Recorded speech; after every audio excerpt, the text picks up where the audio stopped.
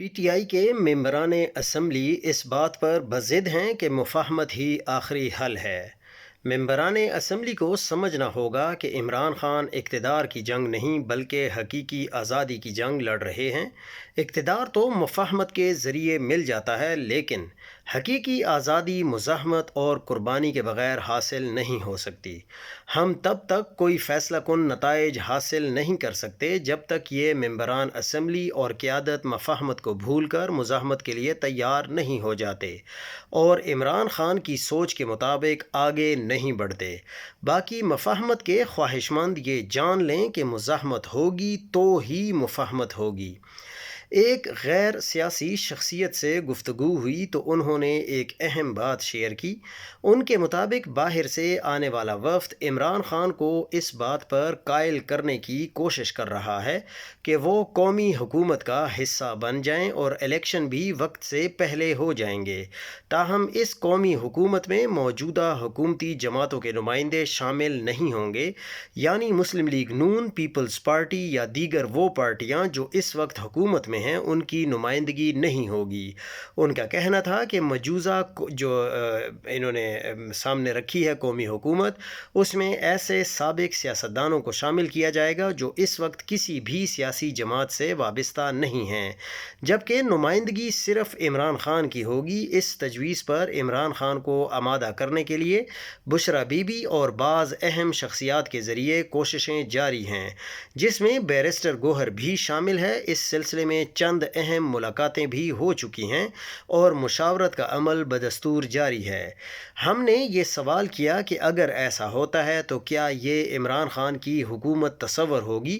اس پر انہوں نے جواب دیا کہ یہ روایتی معنوں میں عمران خان کی حکومت نہیں ہوگی بلکہ ایک قومی حکومت ہوگی جو احتساب کا عمل بھی آگے بڑھائے گی۔ اکثر دوستوں سے بات ہوتی ہے تو زیادہ تر یہی کہتے ہیں کہ لگتا ہے کہ عمران خان درویش ہے اور اس کی بددعا اس نظام کو لگ گئی ہے، جو یہ نظام روز بروز دلدل میں پھنستا چلا جا رہا ہے۔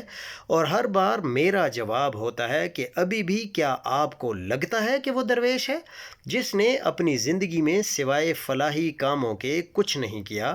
تین کینسر ہسپتال، نمل یونیورسٹی جیسا تعلیمی ادارہ، القادر جیسی یونیورسٹی جس میں صرف قوم کی فلاح و بہبود کی اہمیت دی گئی ہے، جیسے ایک باپ اپنے بچوں کی تربیت کے لیے کسی اچھے اسکول کا انتخاب کرتا ہے۔ مینجمنٹ سائنس اور اسلامک سٹڈیز اس پر ہی نہیں روکا۔ عمران خان اپنی محنت سے بنائی گئی ساری جائیداد اپنے بچوں کے نام نہیں کر رہا بلکہ اس نے اپنی بہنوں کے نام بھی نہیں کی جو اس مشکل وقت میں بھی اس کے ساتھ چٹان کی طرح کھڑی ہیں، بلکہ اپنی ساری جائیداد فلاحی ادارے شوکت خانم کے نام کر دی۔ اور درویش کیا ہوتا ہے اور اللہ کے نزدیک یہ افضل عبادت ہے۔ کوئی بھی انسان اس کے بندوں پر مہربان ہو، ان کی فکر کرے، ان کی اصلاح کرے، انہیں راستہ دکھائے۔ عمران خان کا ہر عمل ایک صدقہ ہے جو جاری ہے۔ اور درویش کیا ہوتا ہے اور اس درویش کو ستانے والے اپنا انجام باجوہ کی صورت میں دیکھ لیں۔ مقتدر حلقوں نے اسرائیل کو تسلیم کرنے کے لیے عمران خان کی حمایت مانگ لی ہے۔ 6 ماہ سے 12 ماہ کی قومی حکومت کے بعد اکتوبر 26 کے آخری یا فروری 27 کے پہلے ہفتے میں الیکشن کرانے کی پیشکش کی گئی ہے۔ امریکہ اور سعودی عرب گارنٹی دیں گے کہ الیکشن اور نتائج شفاف ہوں گے۔ اگر عمران خان جیتے تو ان کے راستے میں ماضی کی طرح رکاوٹ نہیں ڈالی جائے گی۔ پہلے مرحلے میں ہسپتال، اگلے مرحلے میں بنی گالہ منتقل کرنے کی پیشکش کی گئی ہے۔ جون 2026 تک 90 دن کی خود ساختہ نظر بندی یعنی خاموشی، جولائی میں محدود میڈیا سرگرمیوں، ستمبر میں سیاسی سرگرمیوں کی اجازت کی مشروط پیشکش کی گئی ہے۔ امریکہ سے 2 اور برطانیہ سے 1 اوورسیز پاکستانی کے ذریعے یہ پیغام پہنچایا گیا ہے۔ سیاسی دانشمندی کیا ہوتی ہے؟ کوئی عمران خان کے پاس جائے اور اس سے اکیلے میں معافی مانگے اور پاکستان کے استحکام اور سالمیت کے لیے مل کر کام کرنے پر راضی کرے۔ پی ٹی آئی کو ریزرو سیٹس واپس دی جائیں اور پارلیمنٹ کو اپنا نیا پارلیمانی لیڈر چننے کا اختیار دیا جائے، یا بنگلہ دیش کی طرح 1 سال کے لیے ایک قابل اعتماد نگران حکومت بنائی جائے، 1 سال کے اندر اندر صاف شفاف الیکشن کا اعلان کیا جائے۔ الیکشن کے شفاف طریقہ کار کے لیے الیکٹرانک ووٹنگ مشین کو استعمال کیا جائے۔ باہمی رضامندی سے کسی قسم کی احتجاجی تحریک نہ چلانے پر اتفاق رائے کیا جائے۔ عدلیہ کو آزادی دی جائے تاکہ تمام سیاسی قیدیوں کو فی الفور رہا کیا جائے۔ نیب جیسے اداروں کو بند کر کے الیکشن کے بعد حکومت کو احتساب کی نئی قانون سازی کرنے کا اختیار دیا جائے۔ عمران خان سب کو معاف کر دے، لیکن صرف وہ معافی جس کا تعلق عمران خان کے ساتھ ناانصافی سے ہو۔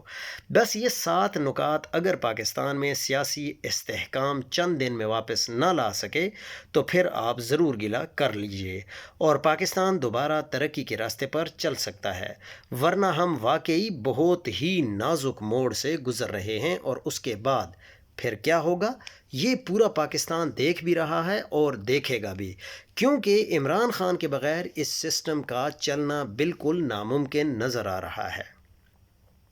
پہلے افغانستان، پھر عراق، پھر لیبیا، پھر یمن، پھر غزہ، پھر سوڈان، اور اب ایران اور لبنان بھی آپ کے سامنے ہیں۔ میں دشمن کی بات نہیں کر رہا، دشمن تو دشمن ہوتا ہے، اس سے ہمیں ہمدردی یا انصاف کی امید بھی نہیں ہوتی۔ مجھے تکلیف اس بات کی نہیں کہ دشمن بولتا نہیں ہے، مجھے تکلیف اس بات کی ہے کہ جو اپنے ہیں وہ بھی بالکل نہیں بولتے۔ بار بار یہی منظر ہماری آنکھوں کے سامنے آتا رہا ہے، ایک کے بعد ایک ملک جلتا گیا، شہر ملبہ بنتے گئے، مائیں اپنے بچوں کو دفناتی رہیں، بچے اپنے باپ کے جنازے کے ساتھ کھڑے ہوتے رہے۔ افغانستان میں دہائیاں گزر گئیں جنگ میں، عراق ٹوٹ کر رہ گیا، لیبیا بکھر گیا، یمن بھوک اور جنگ کے درمیان پسا رہا، غزہ اور سوڈان آج بھی آگ میں جل رہے ہیں، اور اب ایران اور لبنان کے بادل بھی گہرے ہوتے جا رہے ہیں۔ لیکن اس کے باوجود بھی جو میرے اپنے رب کے لیے اور جو میرے لیے اور آپ کے لیے کوئی نہیں بول رہا، جب میرے اپنے میرے درد پر خاموش رہ سکتے ہیں تو پھر میں دشمن سے کیا ہی شکوہ کروں، کیونکہ دشمن کا وار اتنا نہیں توڑتا جتنا اپنوں کی خاموشی توڑ دیتی ہے۔ اگر آپ لوگ دیکھیں تو آپ کو بھی صاف نظر آ رہا ہے کہ جو عمران خان کے اپنے ہیں، اسپیشلی بیرسٹر گوہر، وہ وکٹ کے دونوں طرف کھیل رہے ہیں۔ آج بھی جب میڈیا ٹاک ہوئی تو اس میں لطیف کھوسہ کے لیے بیرسٹر گوہر بار بار صفائیاں دیتے رہے، لیکن حقیقت یہ ہے کہ ٹرمپ ان کا بیرسٹر گوہر ہے، وہ انہی کا شخص ہے جو اس کو لے کر آئے ہیں۔ ٹرمپ کی دھمکیاں تو جاری ہیں، لیکن موقع پر عملاً ایرانی اسٹریٹجی ہی آگے بڑھ رہی ہے۔ یوں لگتا ہے کہ ایرانی جو سن جی کی اسٹریٹجی سے کام لے رہے ہیں، شاید چینی مشورہ شامل ہے۔ بہرحال خلیج باقیوں کے لیے بند ہے لیکن چین کے لیے کھلی ہے، اس کی تیل کی سپلائی بدستور جاری ہے۔ ادھر ایرانی تیل کی برآمدات جنگ سے قبل کے دور سے بڑھ چکی ہیں، بجائے کم ہونے کے۔ زیادہ تر مغربی ممالک بشمول جاپان اپنے تیل کے ریزرو استعمال کرنا شروع کر دیے ہیں، جو جنگ کے لیے ریزرو رکھے جاتے ہیں، اور انٹرنیشنل انرجی ایجنسی نے بھی اپنے ریزرو مارکیٹ میں پھینک دیے ہیں تاکہ قیمتیں مستحکم رہیں۔ یہ 3 ماہ کے ریزرو ہوتے ہیں۔ ایران نے عمان کی جو سلالہ پورٹ ہے اسے اڑا دیا ہے، مقصد ہے کہ ہرمز کو بائی پاس نہ کیا جا سکے اور خلیج کا سپلائی روٹ ہرمز کے علاوہ کوئی اور نہیں ہونا چاہیے۔ اگر یہی صورتحال مہینہ ڈیڑھ رہتی ہے تو خلیج میں خوراک کا بحران پیدا ہو جائے گا اور وہ اپنے طور پر ایران سے مذاکرات پر مجبور ہو جائیں گے۔ ہر لمبی جنگ میں ایک جمود جو سٹیل میٹ ہے وہ آ جایا کرتا ہے کسی سٹیج پہ۔ اگر یہ جمود اسی طرح قائم رہتا ہے تو امریکہ اسرائیل کے پیروں تلے قالین کھسکنا شروع ہو جائے گا۔ امریکہ کی دھمکیاں اور بمباری اسی جمود کو توڑ کر ایران کو آبنائے ہرمز کھولنے پر مجبور کرنے کے لیے ہے، لیکن لیکن ایران اس بمباری کا جواب اس طرح کے حملوں سے دیتا ہے۔ یہاں بھی غور طلب امر یہ ہے کہ زیادہ حملے براہ راست ایران سے نہیں ہو رہے بلکہ لبنان سے حزب اللہ چھوٹے راکٹوں سے کر رہی ہے۔ اصل مقصد اسرائیل کے زیادہ سے زیادہ انٹرسیپٹرز کو خرچ کروانا ہے، جن کا ذخیرہ پہلے ہی کم ہے اور سپلائی اور بھی کم۔ امریکہ کے پاس سوائے بمباری کے اور کوئی کارڈ موجود نہیں رہا۔ وقت ضائع ہونا اس کے لیے بالکل فائدہ مند نہیں ہے بلکہ ایران کے حق میں جاتا ہے، جبکہ ایران کے پاس کارڈز کی کمی نہیں ہے، اس لیے اسے مذاکرات کی کوئی جلدی نہیں ہے۔ جیسے جیسے انٹرسیپٹرز کی کمی شدید ہوتی گئی، ایران زیادہ بڑے میزائل استعمال کرنا شروع کر سکتا ہے، جس کا نقصان اسرائیل کے بس سے باہر ہوگا۔ اسی طرح ایران کے پاس حوثیوں کی مدد سے آبنائے ہرمز بند کرنے کا بھی آپشن موجود ہے۔ ادھر امریکہ سے اسٹریٹجک غلطیوں پر غلطیاں ہو رہی ہیں۔ تہران میں بینک کو نشانہ بنانا اول درجے کی حماقت تھی۔ اس سے ایران کو خلیج میں مغربی بینک کو بھی نشانہ بنانے کا جواز مل گیا، اور اسی کی آڑ میں وہ خلیج میں مائیکروسافٹ، جو نیویٹیڈا ہے اور ایمیزون ہے، اور ہائی ٹیک مغربی بزنس کو نشانہ بنانے کا اعلان کر رہا ہے۔ امریکہ کو ابھی تک یہ سمجھ نہیں آئی کہ ایران کا ہرمز کو بند کرنے کا اصل مقصد تیل کی سپلائی تک محدود نہیں، اور نہ ہی امریکی فوجی اڈوں تک، بلکہ وہ مغربی جو بزنسز ہیں ان کو بھی نکالنے کے چکر میں ہے، اور معاملہ پیٹرو ڈالر تک بھی چلا جائے گا۔ آپ کو کیا لگتا ہے کہ کیا عدالتوں سے تحریک انصاف کو کچھ ملنے والا ہے؟ اگر آپ بچے اٹھا کر ان کے سینوں پر پلاس چلا کر آئینی ترمیم کے ووٹ پورے کر کے یہ والے ججز بٹھائے گئے، اور یار لوگوں کو لگتا ہے کہ ان عدالتوں سے کوئی ریلیف تحریک انصاف یا عمران خان کو مل سکتا ہے۔ نجم سیٹھی کیا کہہ رہا ہے کہ یہ پرانا کلپ ہے جس پر کئی صحافی اسے نیا سمجھ کر اس پر تبصرہ بھی کر چکے ہیں۔ یہ ٹھنڈی ہوائیں سیزن گزشتہ سے پیوستہ سے ہیں۔ کیا عمران خان کو رہا کیا جا رہا ہے؟ بالکل بھی نہیں۔ کیا عمران خان کو الیکشن کی آفر دی جا رہی ہے؟ اگر عمران خان کو الیکشن دینا ہے تو ہمارے بڑے صاحب کو افغانستان، ایران، لیبیا ہر جگہ فریق بننے، اسرائیل سے پیس بورڈ شیئر کرنے اور ایران کی مذمت کرنے کی کیا ضرورت ہے؟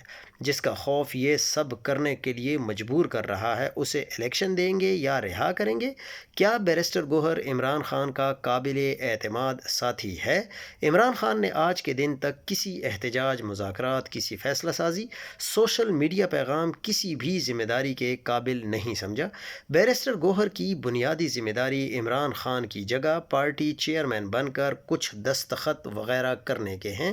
اچانک سے عمران خان کی رہائی کی خبریں کیوں پھیل رہی ہیں؟ بارہا گزارش کی ہے کہ جب بھی ہمارے بڑے صاحبان گرم ہواؤں کی زد میں آتے ہیں، عدالتوں، میڈیا، صحافیوں اور سیاستدانوں سے ٹھنڈی ہواؤں کا ذکر سننے کو ملے گا۔ یہ بس اسی سلسلے کی ایک کڑی ہے۔ ایک بہت اہم اور سب سے ضروری سوال یہ ہے کہ اگر سعودی عرب ایران کے ساتھ جنگ میں کود پڑتا ہے تو پاکستان معاہدے کے مطابق کیا کرے گا؟ میرا سوال الگ ہے کہ پاکستان کیا کر سکتا ہے۔ یہ زمینی جنگ تو ہے نہیں کہ پاکستانی فوجی وہاں جائیں اور کسی قسم کی لڑائی میں شریک ہو جائیں یا فوجی قبضے کو روکیں۔ یہ فضائی جنگ ہے، اور اس جنگ میں پاکستان سعودیہ کی کیا مدد کر سکتا ہے کہ جب سعودیہ میں اس وقت امریکی تھاڈ اور پیٹریاٹ ڈیفنس سسٹم کام کر رہے ہیں، جو پاکستان کے دفاعی نظام HQ-9 سے بہت زیادہ بہتر ہیں۔ یہ HQ-9 بھی ہم نے چائنا سے لیا ہے، اور ہم اسے کم از کم وہاں جا کر نصب نہیں کر سکتے۔ اور اگر بالفرض پاکستان یہ نظام وہاں لگا بھی دے تو جب ایرانی میزائلوں اور ڈرونز کے آگے تھاڈ اور پیٹریاٹ مکمل طور پر کامیاب نہیں تو HQ-9 کیا کر لے گا؟ اب رہ گئی بات جنگی طیاروں کی، تو اس تناظر میں ابھی پاکستان کے سب سے بہترین F-16 سے بھی کئی گنا زیادہ بہتر فائٹر طیارے وہاں پر موجود ہیں، تو پاکستانی طیارے وہاں جا کر کیا کریں گے؟ اب کیا پاکستان اسلام آباد سے میزائل تہران پر داغے یا امریکی اور اسرائیلی طیاروں کے ساتھ تہران پر بمباری میں شریک ہو جائے؟ اس کے بھی زیرو چانسز چانسز ہیں، کیونکہ پاکستان افغانستان کے ساتھ حالت جنگ میں ہے اور ہرگز اتنا بے وقوف نہیں کہ وہ ایسے حالات میں ان ایرانی میزائلوں کا رخ اپنی جانب کرے جو پہلے سے ہی گلف اور اسرائیل میں دنیا کے طاقتور ترین دفاعی احصار کو ناکام بنا کر امریکی بیسز اور اسرائیلی تنصیبات کا کباڑہ کر رہے ہیں۔ اب پاکستان کے پاس کیا ہے؟ پاکستان کے پاس بہترین راستہ یہی ہے جو اس نے اس وقت اپنا رکھا ہے، یعنی حبیبی کی پریشانی سے فائدہ اٹھاتے ہوئے اپنے قرضوں اور واجبات کے معاملات سیدھے کروانا، اور صبح ایک فون ریاض اور شام کو ایک تہران والوں کو کھڑکانا چاہیے کہ بھائیو شانتی میں بنائے رکھو اور ہمیں اس جنگ میں مت کھیلو جس میں ہمارا کرنے کو کچھ ہے بھی نہیں۔